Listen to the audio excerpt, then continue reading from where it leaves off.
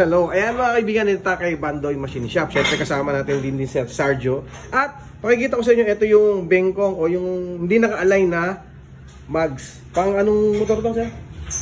Raider FI. Ito, pang Raider na FI. Kita nyo naman na hindi talaga maganda yung kanya. Tapos, papakita ko sa inyo kung paano i-align yan dito kay Bandoy. Dito lang siyempre, located ito sa Cabuyao, Laguna, sa Marinig, Cabuyao, Laguna, papuntang South Bilyan. And ito, ambangan nyo at tabayanan nyo paano natin i-align yan dito kay Bandoy Machine Shop. Okay? Let's go. Gewang yan. Spokes ang ginagalaw natin dyan pag gewang. Ayan, so paano ginagawa natin dyan? Spoke? Oh, spokes. Pag gaganito gewang, spokes ang ginagalaw natin dyan. Yan, mga kamay.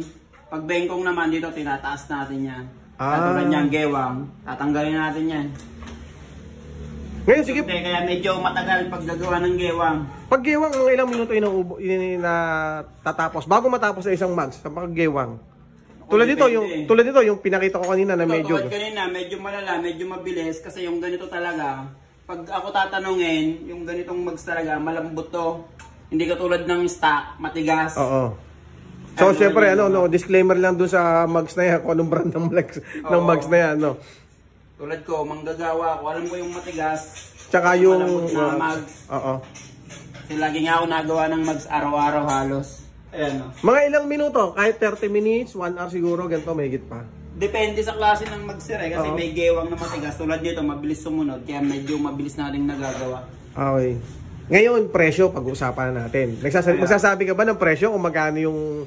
Kasi yung iba, yung iba, hindi nagsasabi ng presyo. Pagpunta na lang, nagugulat yung iba kung magkano. Ko na, magkano yung paggawa? Ganito, ng ganitong mags. Medyo mahal. Nagtataas tayo kasi yung magasano, medyo masela. Oo. Hindi katulad ng stock, minsan pinabibili ko na lang kasi medyo mura siya. In-offer ko naman sa customer yung na bumili na lang kasi kung saan sila makakapamura. Mura, doon na lang sila. Hindi naman tayo naggagawa dito, wala man sa pilitan eh. In-offer natin yung kung saan lagi tayo makakamura, Kasi machine shop nga tayo eh. Kaya medyo mahal pag sa machine shop talaga. Alam naman nila yan eh. Magkano yung presyo nito? Ito, sa 1 to to. Kasi gewa nga to eh. Pero kung bengkong lang to, mga labi, bumukang gano'n, mga 600 lang. So, basta magre-rin siya ng 600 kung labi lang. Pero kung mga bengkong, mga 1-2 pataas. Hindi, mga gewang. Oo, mga gewang, mga 1-2. Pinakamahal na yon o average lang siya sa 1-2? Average. Depende talaga. Yung tama talaga. Tsaka dito, ang kagandahan sa amin, presyo muna kami bago gawa. Okay. At least alam ni customer pwede silang magpagawa, pwede hindi. At least may option na sila. Sabihin ko muna, ito yung presyo natin dyan. Para kaya ba ng budget mo o hindi? Oo, kaya pwede silang pagawa nila sa iba. Yun ang kagandahan sa amin. Kaya hindi kami nananaga ng presyo pag ayaw. Dalhin sa iba. Doon na lang kayo magpagawa. And then binibigyan nyo din sila ng option. Kung gusto, bilhin na lang ng bago o kaya sa iba magpagawa o kaya ganito yung gagawin natin dyan. Mga ganon, no? Ilang taon ka na nga palang gumagawa dito eh? Ilang taon na ba yung machine shop natin ni Bandoy? Itong Bandoy's machine shop na to, ano pa lang to eh. Bali, 3 years. Pero sa larangan ng machine shop, matagal na tayo nagma-machine shop since 2011 pa. Araw-araw paggising ko. Yung makina na hawak natin, kaya sanay tayo sa fabrication. Kahit ano, pang heavy equipment, may drawing ka o sample, kaya natin gawin. Oo nga, sa dami nga ng machine mo dito eh. Talagang halos lahat. Ano yung mga ginagawa dito sa Bandoy Machine Shop? Bukod dun sa mags alignment, chassis alignment. Iba-iba, ayan. Naggagawa tayo dito ng fabrication. Wala kang nabibilhan. Pwede kitang paparkate.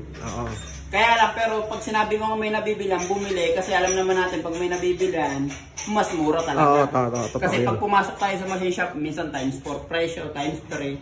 Siyempre, nandun yung babayaran yung kuryente, yung talent. Tama. Pina-offer ko lahat naman yan. Pag nabibilhan, bumili tayo. Lagi ko naman sinasabi yun. Meron ba din ditong T-post alignment, ganon? Meron tayong T-post alignment, puro machine ang gamit natin. Nandun. Okay. Mamaya ano'y natin. Ay, nag-welding din kami ng aluminum. Tig ang gamit namin sa paghihinang ng aluminum. Ayan. Tig. Hindi tayo acetylene, kaya mas matibay pag tig. Okay. Ang pag-welding natin ng aluminum. Ito, konti na lang. Kasi kung mags na to, medyo malambot, pero yung iba matigas. Kaya minsan sinusunog ko pa. Ito, kaya nang walang sunog. Pero madalas ang mags, pag inalay natin, sunog talaga. Depende, pag hindi nasunod. Ayan, nasunod naman siya. Kaya yan, kaunti na lang. Gagawa na natin.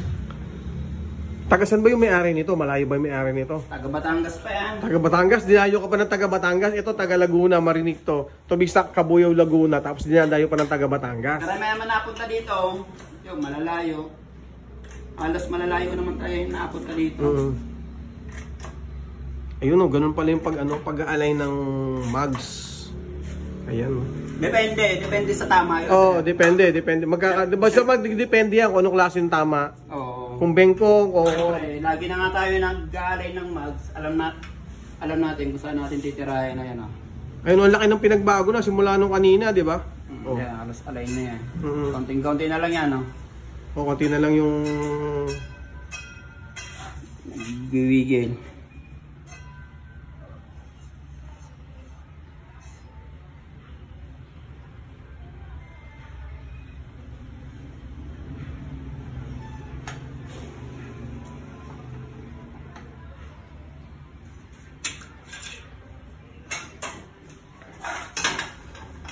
Ayan, kita nyo naman. So, talagang mabusisi pa rin talaga ang paggagawa o pag-align ng mags. Nagdidepende pa rin syempre yan kung anong tama ng mags natin. Syempre, yung iba dahil lubak, yung iba dahil nagkaroon na aksidente, kaya minsan malala yung mga tama niya. Pero, mas maganda, pumunta tayo sa mga shop na trusted ninyo para sa pagpapagawa ng mga mags. Hindi lang mags, syempre kung ano mang pwede nyo pagawa sa motor. So, trusted niyo or sa mga nire-repair na mga kakilala nyo na talaga namang hindi kayo tatagayin sa presyo, quality yung service.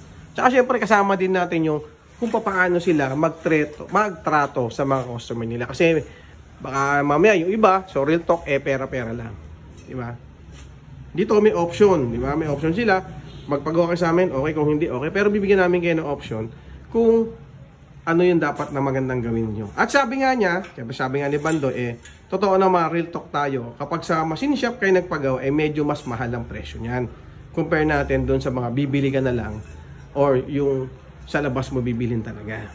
Okay? So ayan, kita nyo paano niya ina-align yung mugs na to. Yan. Ano bang klaseng mugs yan? Hindi ko makita kung anong brand ng mugs na yan Okay? So yan, medyo tingin ko nga, medyo parang manipis yung pagka-mugs niya High-loss.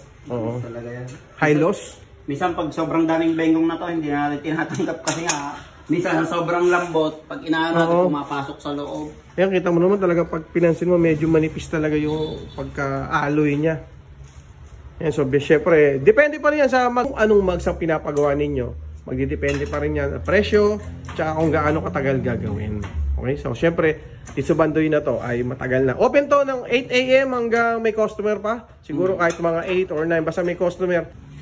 Yan, konting-konti na lang. Yan, kita nyo naman, Hindi compare natin kanina, ang laki talaga nung pinagbago na. Ayan, Ayan,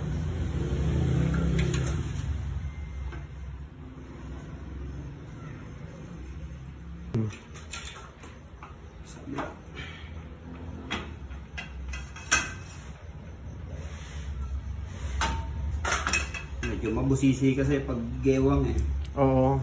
Mas pabor pa nga sa atin pag nagawa tayo ng mags, pabor pa sa atin yung basag Kasi mas madaling yung basag. Oo, mas madaling gawin yung basag.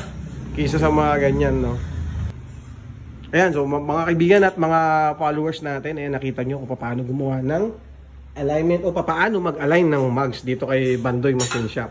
Okay, yan, kita mo naman. Matagal nang gumagawa to. Yon. Ayos na, Ayun, kita mo na. Kita na natin na ang laki na yung pinagbago ng mugs na to simula nung kanina hanggang sa ngayon. Ayan, Ayos, Quality na. Iyan, Tingnan natin diretso, Okay. Ayos na. Wala na siyang bengkong. Okay na. Ayos. Ayan, ganun lang pag-align. O gato yung paano sila mag-align ng mugs dito kay Bandoy. Siyempre partner niyan si Sarjo. Ayan, Basta Bandoy computer shop talagang. Basta computer shop. Ayan, kita mo naman computer shop. Ayan. Okay, yun lang. Sige, thank you. Abangan nyo sa mga susunod pa video pa natin.